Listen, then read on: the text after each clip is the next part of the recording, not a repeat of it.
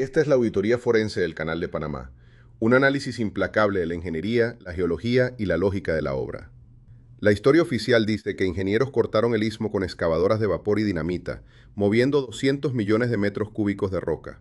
Pero la narrativa alternativa insiste en que solo limpiaron un canal megalítico preexistente.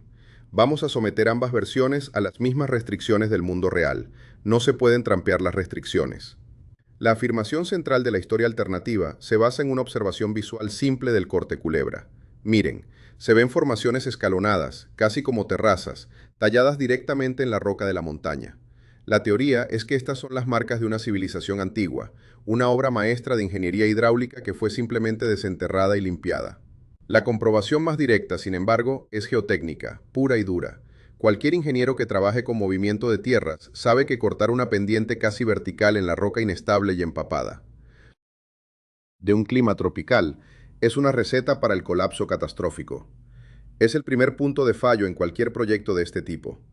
Esos escalones, o bancos, no son una opción estética, son una necesidad física para distribuir el peso y prevenir deslizamientos de tierra. Si la forma delata la función, ¿por qué estas formas gritan estabilidad de taludes del siglo XX y no acueducto antiguo? Piensen en la geometría de esos escalones, porque los detalles importan.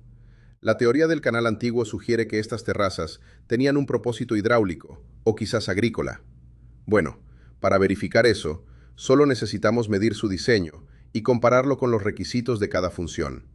Si fueran para el flujo de agua, esperaríamos ver una pendiente constante y suave, una inclinación precisa adaptada a la topografía para guiar el líquido por gravedad, sin estancamientos ni erosión. Si fueran agrícolas, seguirían los contornos de la colina para retener tierra y agua, creando superficies cultivables. En cambio, lo que vemos es una uniformidad de ingeniería implacable. La altura y la anchura de los escalones son consistentes, respondiendo a un plano diseñado para un único propósito, que es mantener la montaña en su sitio. Esto no es agricultura, es control de masas. A la realidad no le importa la estética. Si la geometría responde a un cálculo de carga moderno, ¿cómo puede su origen ser una función hidráulica antigua? La escala del volumen movido es el siguiente punto de presión: 200 millones de metros cúbicos. Es un número tan grande que la mente se desconecta.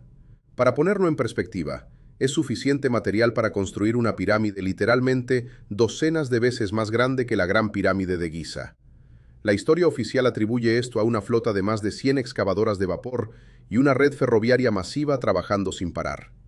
La alternativa dice que la mayor parte de este volumen era simplemente lodo y cieno, material blando y fácil de remover. Seamos honestos, excavar lodo no es lo mismo que excavar roca. La comprobación es una simple cuestión de energía y tiempo. Mover un metro cúbico de lodo requiere una fracción de la energía, el tiempo y el desgaste del equipo que se necesita para romper y mover un metro cúbico de basalto volcánico. Si solo estaban dragando lodo, ¿por qué los registros de explosivos y los informes de perforación detallan una batalla épica contra la roca sólida? Profundicemos en esa distinción entre lodo y roca, porque aquí es donde la narrativa alternativa se rompe por completo. La afirmación es que el trabajo fue una simple limpieza. Pero el equipo utilizado cuenta una historia diferente, una que no se puede ignorar. Para el lodo se usan dragas, que succionan o recogen el sedimento blando del fondo de un cuerpo de agua. Para la roca se necesita un proceso completamente distinto, un flujo de trabajo de minería. Primero, perforar agujeros. Segundo, llenarlos de dinamita. Tercero, detonar para fragmentar la roca. Y cuarto, usar palas de alta potencia para cargar los escombros. Son dos flujos de trabajo, dos conjuntos de equipos, dos logísticas totalmente diferentes. Los registros de la Comisión del Canal del Istmo son increíblemente detallados y están disponibles. Documentan la compra y el mantenimiento de miles de brocas para perforadoras de roca y el consumo de toneladas de dinamita. Hagan la comprobación más simple. No se compran brocas para roca para dragar lodo. Si el material era blando, ¿por qué la lista de compras y los registros de mantenimiento se corresponden con los de una operación de minería a cielo abierto a gran escala? La narrativa de la limpieza de un canal preexistente es una ficción, una que simplifica un problema de una complejidad abrumadora, pero ignora la restricción más fundamental de todas, la geología del istmo. Antes de que se moviera un solo metro cúbico de tierra, Tanto los franceses como los estadounidenses realizaron extensos sondeos geológicos. Piensen en la logística de esa tarea. Perforaron cientos de pozos de prueba a lo largo de toda la ruta propuesta. ¿Qué encontraron? Miren los informes, son parte del registro público. No encontraron un valle antiguo y uniforme, relleno de sedimento blando. Encontraron una cadena montañosa, la divisoria continental, una barrera de roca volcánica dura, esquisto y formaciones sedimentarias famosas por su inestabilidad. La verificación es directa.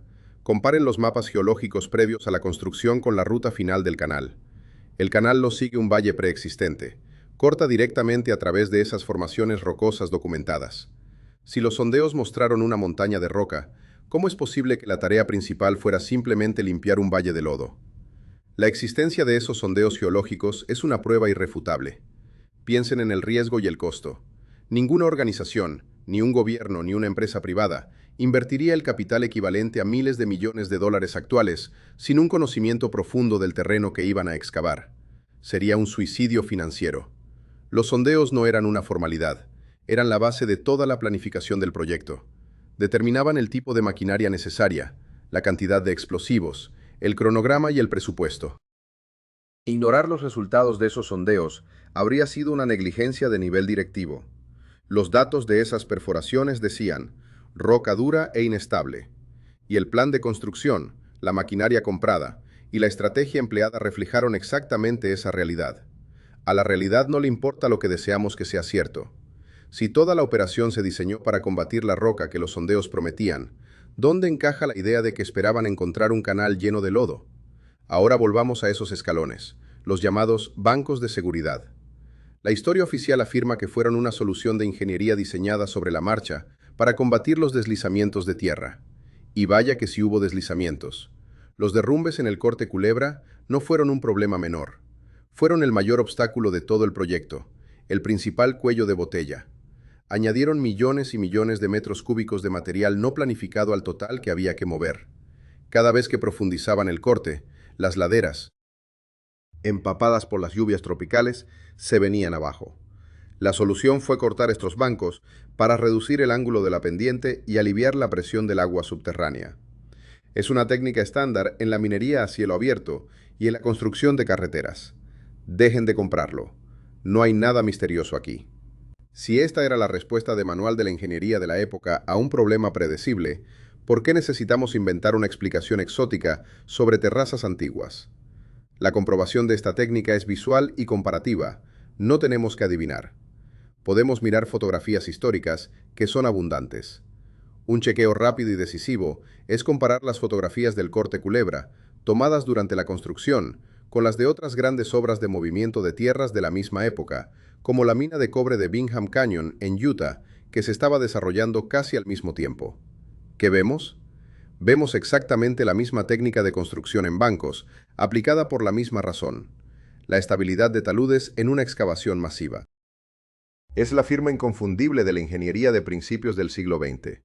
No es una anomalía, era el estándar de la industria. Cualquier especialista les dirá que es la solución lógica. Si la misma firma de ingeniería aparece en múltiples proyectos de la misma época para resolver el mismo problema, ¿por qué el Canal de Panamá tendría que ser la única excepción con un origen antiguo? Ahora, hablemos de la tecnología, porque esto es clave.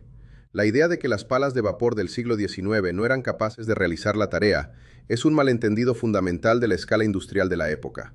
Miren, no estamos hablando de pequeñas máquinas de feria.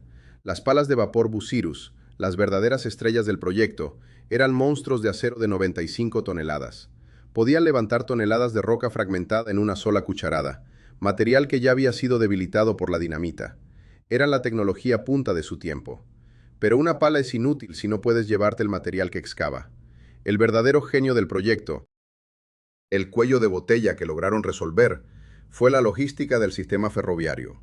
Se construyó una red compleja de vías a diferentes niveles dentro del propio corte, lo que permitía que los trenes de escombros fueran cargados continuamente y enviados a los vertederos sin detener el trabajo de las palas. Si la maquinaria y la logística estaban perfectamente dimensionadas para la tarea declarada, ¿dónde está la inconsistencia que justifique una teoría alternativa? Piensen en ese sistema logístico como una línea de producción. Lo que importa son los insumos y los productos, las entradas y las salidas. El insumo era carbón para alimentar las máquinas y dinamita para romper la roca.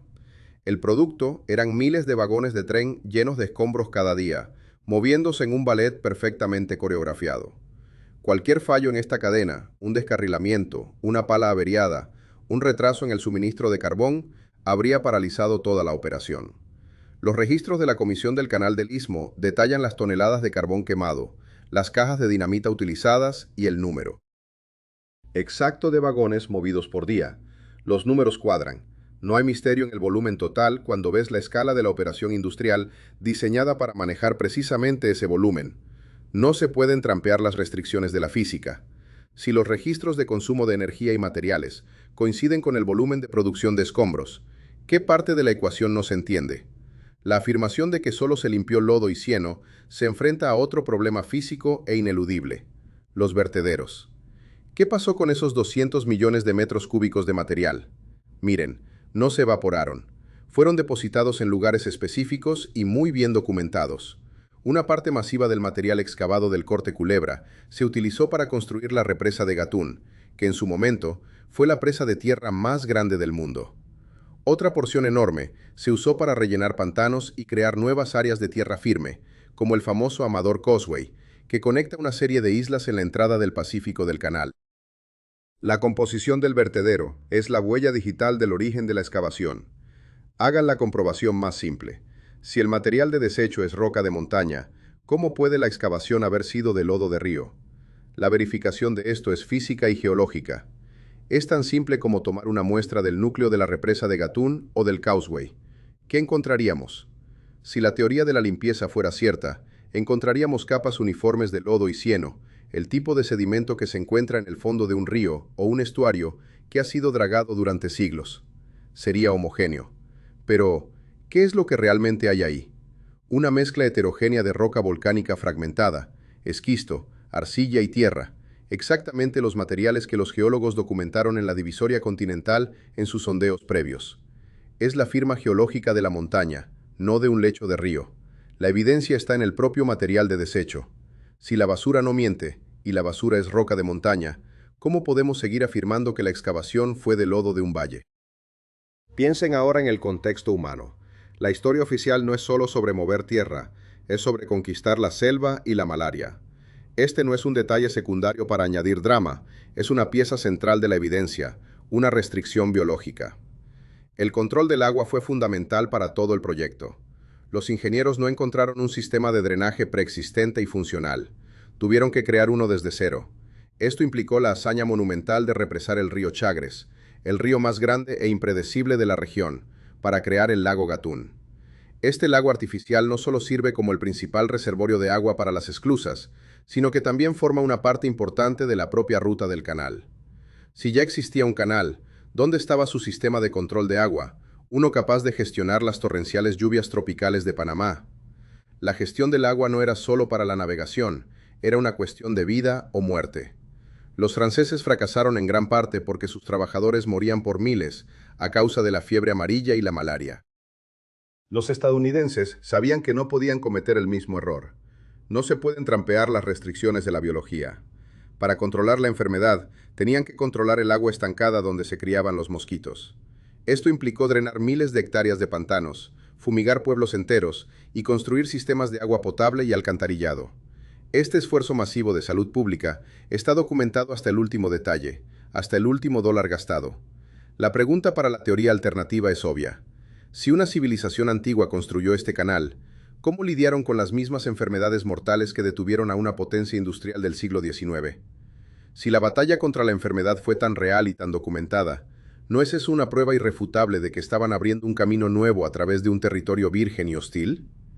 Analicemos la afirmación de que no hay fracturas de dinamita visibles en las paredes del canal, lo que supuestamente prueba que la roca no fue volada. Miren, esto es un argumento sin sentido para cualquiera que entienda el proceso. Presento de construcción a gran escala. El propósito de la dinamita en una obra como esta no era crear cráteres de explosión visibles y estéticos, sino fragmentar y debilitar la masa rocosa lo suficiente para que las palas de vapor pudieran excavarla eficientemente. El trabajo fino, el de dar forma final a las paredes, lo hacían las propias palas al retirar el material suelto. buscar cicatrices de explosión prístinas. Después de más de un siglo de exposición a un clima tropical extremo, es como buscar huellas en la arena después de que suba la marea. La meteorización, la acción incesante de la lluvia, el viento y el crecimiento de la vegetación, suaviza y altera todas las superficies rocosas. Si las miles de fotografías de la época muestran las voladuras en proceso y las paredes actuales son consistentes con ese proceso, seguido de un siglo de erosión, ¿qué misterio queda por resolver? La idea de que las enormes esclusas de hormigón se asientan sobre terrazas antiguas es igualmente insostenible. Seamos honestos, la construcción de las esclusas de Gatún, Pedro Miguel y Miraflores fue una de las mayores hazañas de ingeniería de todo el proyecto. Los registros de construcción y las fotografías son explícitos. No se construyeron sobre cimientos preexistentes. Muestran excavaciones masivas en la roca madre para crear los fosos de cimentación. Luego, se vertieron millones de barriles de hormigón en encofrados de acero gigantescos, construidos in situ.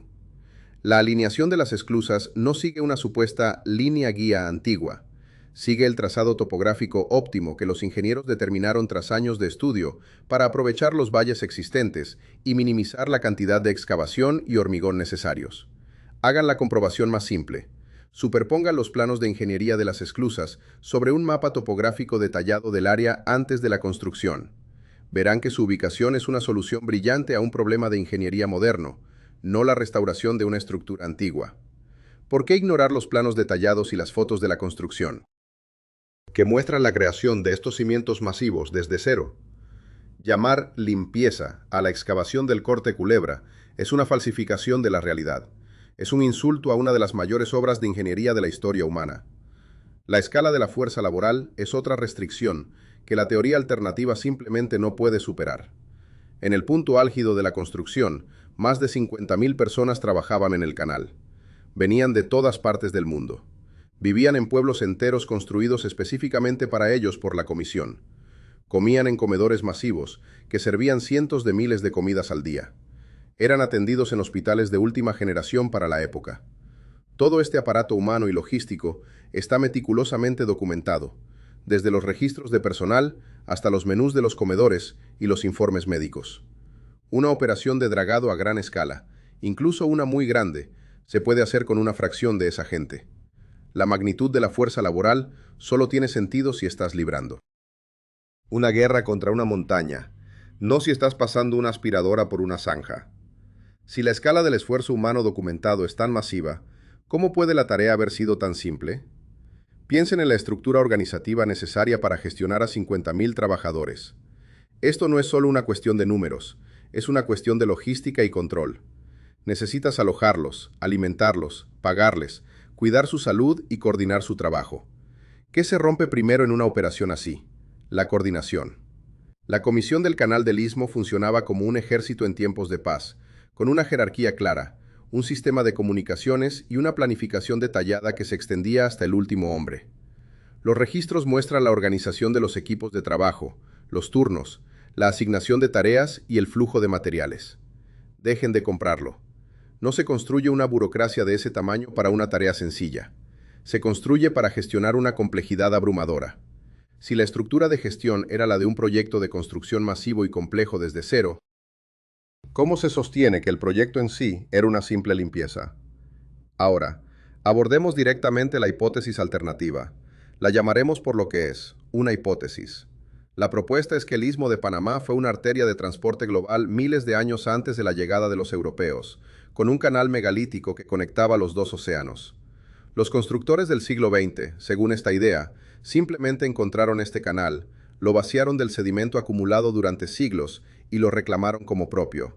Suena épico. Pero una afirmación extraordinaria requiere pruebas extraordinarias. ¿Dónde están? Si una civilización tuvo la capacidad tecnológica y organizativa para cortar la divisoria continental, seguramente habría dejado otras huellas de su existencia. ¿Dónde están sus ciudades, sus puertos, sus canteras, sus herramientas, su cerámica, su escritura? Si movieron 200 millones de metros cúbicos de roca, ¿dónde la pusieron? ¿Dónde están los vertederos antiguos? Si no hay rastros del pueblo que lo construyó, ¿es razonable creer que la construcción misma existió? La ausencia de evidencia arqueológica es un agujero fatal en el centro de esta hipótesis. Los arqueólogos han estudiado intensamente Panamá durante décadas. Han encontrado senderos precolombinos, pequeños asentamientos y artefactos que nos hablan de culturas sofisticadas que vivieron en la zona. Pero no han encontrado nada, absolutamente nada, que se acerque remotamente a la escala de una obra de ingeniería interoceánica. No hay canteras con marcas de herramientas desconocidas. No hay restos de puertos capaces de albergar barcos de gran calado. No hay un solo fragmento de cerámica o una sola inscripción que apunte a una civilización con la capacidad de alterar el paisaje a ese nivel. A la realidad no le importa. La ausencia de evidencia, cuando la evidencia debería estar por todas partes, es evidencia de ausencia.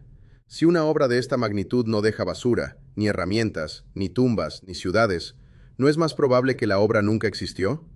Además, pensemos en los requisitos técnicos de un canal funcional, porque esto no es negociable.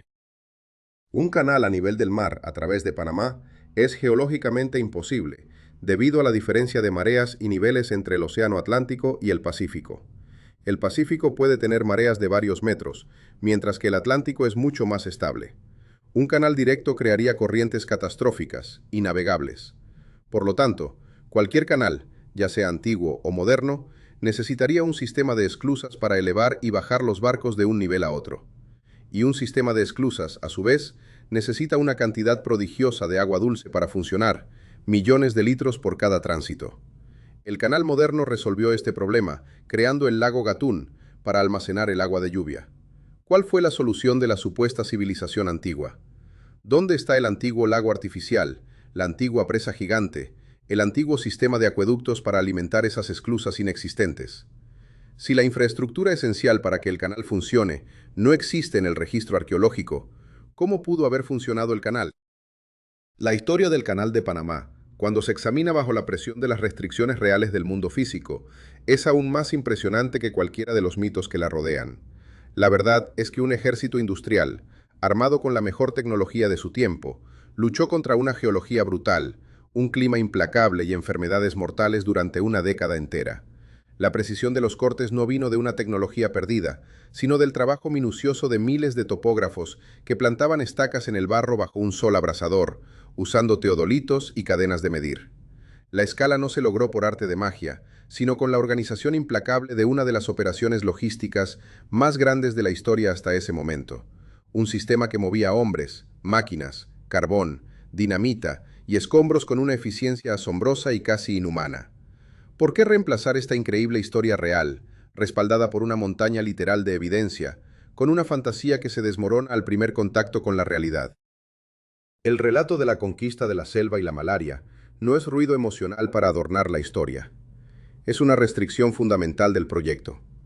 El equipo francés fracasó no solo por problemas de ingeniería y financieros, como se suele decir, sino porque sus trabajadores morían a un ritmo insostenible. Los estadounidenses, bajo el liderazgo de John Stevens y luego de George Goethals, entendieron que no podían construir el canal si no podían mantener viva a su fuerza laboral. El programa de saneamiento, liderado por el Dr. William Gorgas, fue tan crucial como el programa de excavación.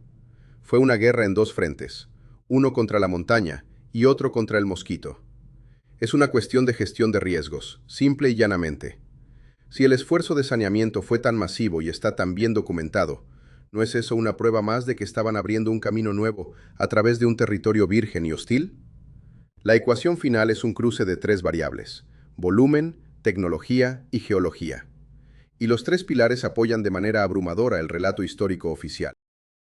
El volumen de más de 200 millones de metros cúbicos se explica perfectamente por la escala de la maquinaria y la red logística que la soportaba, todo documentado en los archivos de la comisión. La precisión de los cortes se explica por las técnicas de topografía y la ingeniería geotécnica de la época, visibles en los planos y en las propias paredes del canal hoy en día. Y la geología, la restricción más dura de todas, confirma a través de los sondeos previos y del análisis de los materiales de desecho, que se cortó a través de una división continental virgen. No se dragó un valle de lodo preexistente. Dejen de comprarlo. Cada capa de roca, cada informe de ingeniería, cada fotografía, cuenta exactamente la misma historia. ¿Por qué preferir una historia sin pruebas a una historia probada en cada uno de sus puntos? Las supuestas superficies pulidas, que a veces se citan como evidencia de tecnología antigua, son otra pista falsa. La geología del Corte Culebra es un desastre, una mezcla compleja de rocas ígneas duras y formaciones sedimentarias mucho más blandas, como el esquisto. Cuando estas capas se cortan y se exponen a la presión y al movimiento, especialmente a lo largo de fallas geológicas, la propia fricción de la roca contra la roca puede crear superficies que parecen lisas o pulidas. Es un fenómeno natural perfectamente conocido por los geólogos. Se llama espejo de falla. No requiere herramientas antiguas ni tecnología perdida, solo la interacción de la geología local y las fuerzas tectónicas. La verificación es sencilla. Un geólogo puede identificar estas superficies en minutos y distinguirlas de una superficie trabajada artificialmente. No hay informes de geólogos que trabajaron en el canal, ni antes, ni durante, ni después de la construcción, que hayan identificado estas superficies como algo más que características geológicas naturales. ¿Por qué aceptar la interpretación de un aficionado por encima del análisis de los expertos que han estudiado la roca en el sitio durante más de un siglo? La coherencia del trazado del canal es otro punto que a veces se tuerce. Para apoyar la teoría alternativa, se dice que su ruta es demasiado perfecta, demasiado directa, para haber sido planeada por ingenieros del siglo XX. Esto es, francamente, absurdo. Miren un mapa. La ruta del canal no es una línea recta. Es un camino sinuoso que aprovecha al máximo la topografía existente para reducir el trabajo. Sigue los valles de los ríos siempre que es posible, precisamente para minimizar la cantidad de excavación. El Corte Culebra es famoso justamente por ser el tramo donde no pudieron seguir un valle y tuvieron que cortar directamente a través de las montañas, y es, con mucho, la parte más corta de todo el canal. La ruta es un triunfo del pragmatismo y la optimización de la ingeniería. Los topógrafos pasaron años explorando el istmo a pie y a caballo, buscando la ruta que ofreciera el mejor equilibrio entre la menor cantidad de excavación, la disponibilidad de agua para las esclusas y la estabilidad geológica. El trazado no es evidencia de una guía antigua, es evidencia de una planificación moderna y brillante. Si la ruta es una solución lógica a los problemas topográficos del istmo, ¿por qué atribuirla a una sabiduría misteriosa y no a la competencia documentada de sus diseñadores? Veredicto. La explicación histórica oficial de la construcción del Canal de Panamá no solo pasa la auditoría, sino que está respaldada por una montaña de evidencia verificable, consistente e irrefutable. El volumen declarado de excavación, lejos de ser un misterio, se corresponde perfectamente con la tecnología empleada, el consumo de energía registrado y la logística documentada en miles de páginas de informes, planos y fotografías. Las supuestas terrazas antiguas son, en realidad, bancos de seguridad modernos, una solución de ingeniería estándar y documentada para el problema real y devastador de los deslizamientos de tierra. La hipótesis de que la obra consistió simplemente en limpiar una zanja preexistente se derrumba frente a la evidencia geológica de los sondeos, la evidencia arqueológica de la ausencia total de artefactos y la evidencia logística de la escala de la operación. Se cortó roca virgen, se luchó contra la naturaleza en sus términos y se construyó una de las maravillas del mundo moderno desde cero.